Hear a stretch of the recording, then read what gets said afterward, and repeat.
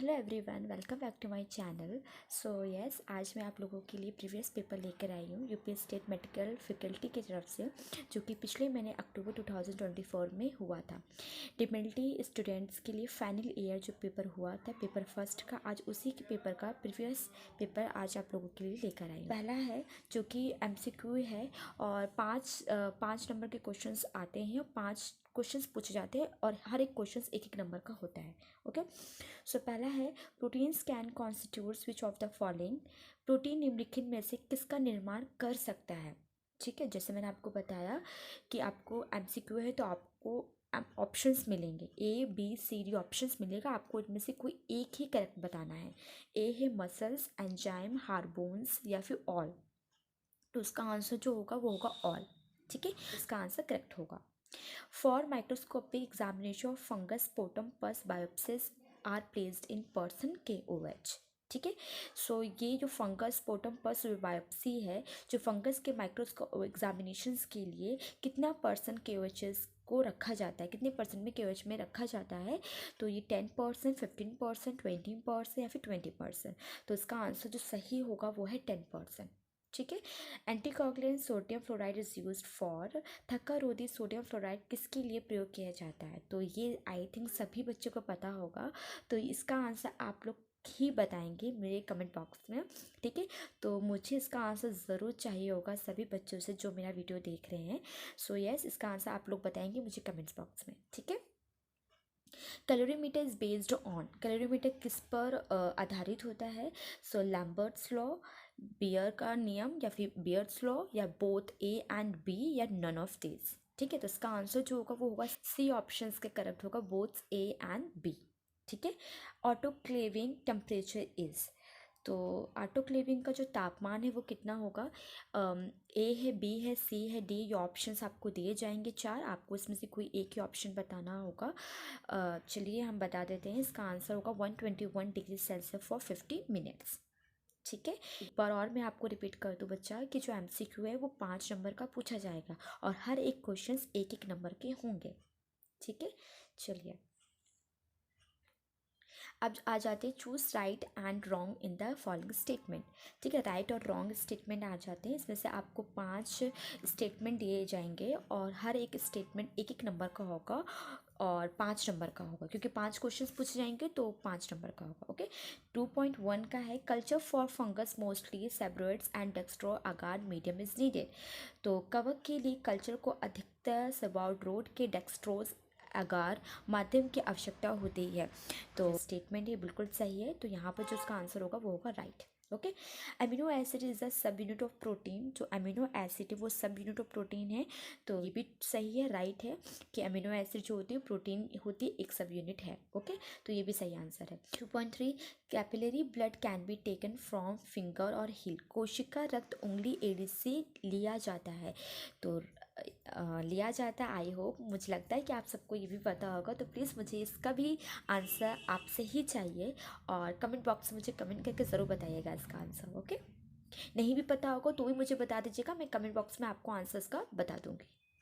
तो glucose is a polysaccharide. Glucose एक polysaccharide है, तो नहीं, ये रॉन्ग है, ग्लूकोज पॉलीसेक्राइड्स नहीं है, तो इसका आंसर जो होगा वो रॉन्ग होगा। Okay, natural anticoagulant is heparin. Heparin एक प्राकृतिक थक्का रोधी हेपेरिन है, तो एब्सोल्युटली यस, इसका आंसर राइट होगा, क्योंकि जाहिर सी बात है जो हेपेरिन है वो एक नेचुरल एंटीकोगुलेंट्स है।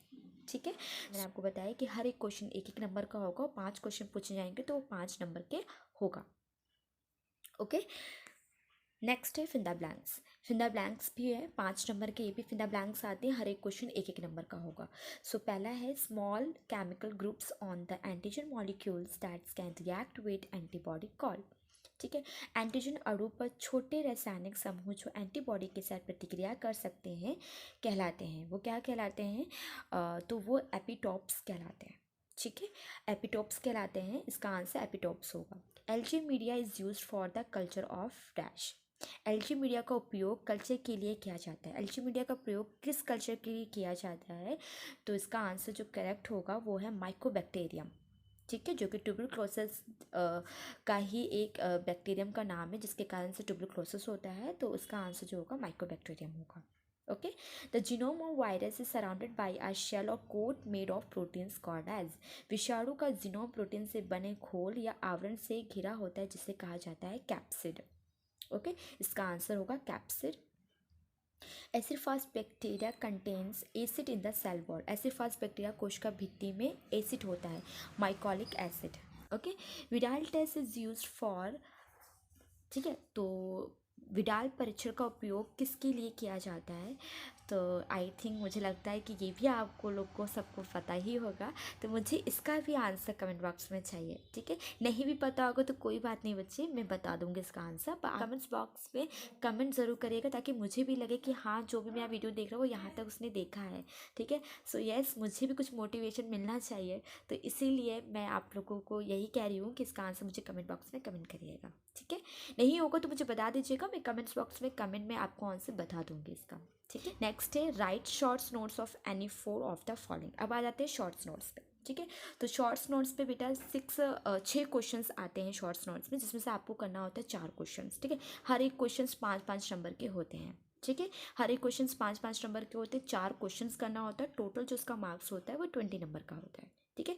जैसे प्रिंसिपल ऑफ इलेक्ट्रोफोरेसिस, इलेक्ट्रोफोरेसिस के सिद्धांत आपको बताना है, liver function test, Molisch test, ठीक है, प्रोटीन स्ट्रक्चर बताना है, एड्स क्या होता है वो चाहिए आपको जानकारी देनी है, lab diagnosis of meningitis, meningitis का प्रयोगशाला का निदान, ठीक है। तो ऑब्वियसली आपको 6 क्वेश्चंस तो दिए हैं, करना आपको 4 है, जिसमें से आपको जो अच्छे से आता है वो कर सकते हैं। जैसे प्रिंसिपल ऑफ इलेक्ट्रोफोरेसिस कर लीजिए, या फिर अगर प्रोटीन का स्ट्रक्चर नॉर्मल से बना दीजिए, एड्स के बारे में लिख दीजिए, लैब डायग्नोसिस ऑफ मेनिंजाइटिस के बारे में लिख दीजिए, जो भी आपको अच्छे से आता है वो कर सकते हैं, ठीक है ना। और अगर आपको इस पे नोट्स चाहिए, अगर आपको प्रिंसिपल ऑफ इलेक्ट्रोफोरेसिस या फिर लिवर फंक्शन टेस्ट या फिर कोई भी क्वेश्चंस के नोट्स चाहिए, तो आप मुझे कमेंट बॉक्स में कमेंट कर सकते हैं। उसके बाद आता है answer details of any 4 of the following, जो कि लॉन्ग क्वेश्चन है। लॉन्ग क्वेश्चन भी 6 क्वेश्चंस पूछे जाते हैं, जिसमें से आपको 4 क्वेश्चंस करने होते हैं। हर एक क्वेश्चन 10 नंबर का होता है, तो उस हिसाब से टोटल मार्क्स जो होगा 40 नंबर्स के होंगे, ठीक है। जैसे डिस्क्राइब पीसीआर इन डिटेल्स, आपको पीसीआर के बारे में बताना है, पूरा डिटेल से लिखना है। Describe lab diagnosis of tuberculosis detail, ठीक है। 6 रोग के प्रयोगशाला निदान का विस्तार से वर्णन कीजिए। जैसे मैंने आपसे कहा कि आपको कोई भी टॉपिक पर नोट्स चाहिए, कोई भी टॉपिक पर लेक्चर चाहिए, तो आप मुझे कमेंट्स बॉक्स में कमेंट जरूर कर दीजिए। मैं ये पूरा पेपर जो है ना वो सॉल्व करवा दूँगी, लेकिन तभी करवाऊँगी जब आप लोग मुझे कमेंट बॉक्स में कमेंट करके कहेंगे, ठीक है ना, ताकि मुझे भी लगे कि यस, मेरे बच्चे जो भी देख रहे हैं उन्हें नोट्स की ज़रूरत है, ठीक है ना। तो इसीलिए आप लोग मुझे बताइएगा, मैं इसको प्रॉपर आपको नोट्स के साथ एक्सप्लेनेशन भी बताऊँगी। फिर आता है describe classification of carbohydrates in details, आपको कार्बोहाइड्रेट्स का क्लासिफिकेशन लिखना है, ओके। फिर है describe diabetes mellitus, it's causes and clinical feature, मधुमेह मेलाइटिस के कारणों और निर्धारक विशेषताओं का वर्णन कीजिए, ठीक है। ये भी आपको अच्छे से बताना होगा, डायबिटीज मेलाइटिस क्या होता है, किसके कारण से होता है। Bacteriological examinations of water and air, पानी और हवा का जीवाणु विज्ञानी परीक्षण क्या होता है ये आपको बताना है। एंटीजन एंटीबॉडी रिएक्शन या फिर एंटीजन और एंटीबॉडी प्रतिक्रियाएं क्या होती है, इसके बारे में आपको डिस्कस करना है या फिर इसके बारे में आपको अच्छे से बताना है, ठीक है। जैसे मैंने आपको बोला कि आपको अगर इसी में से किसी भी टॉपिक्स पे नोट्स चाहिए या फिर इसका एक्सप्लेनेशन चाहिए, तो आप प्लीज़ मुझे कमेंट्स बॉक्स में कमेंट ज़रूर कर दीजिएगा। मैं आपको हर एक टॉपिक का नोट्स प्रोवाइड करवा दूँगी और लेक्चर दे दूँगी, ठीक है। तो यस, यूपी जो स्टेट जो मेडिकल फैकल्टी है वो एग्ज़ामिनेशन जो एग्ज़ाम करवाती है वो इसी बेस पे एग्ज़ाम करवाती है, ठीक है। एंड ये प्रीवियस पेपर है, ये प्रीवियस पेपर आपको कैसा लगा मुझे कमेंट्स बॉक्स में कमेंट्स बताइएगा ज़रूर। And thank you.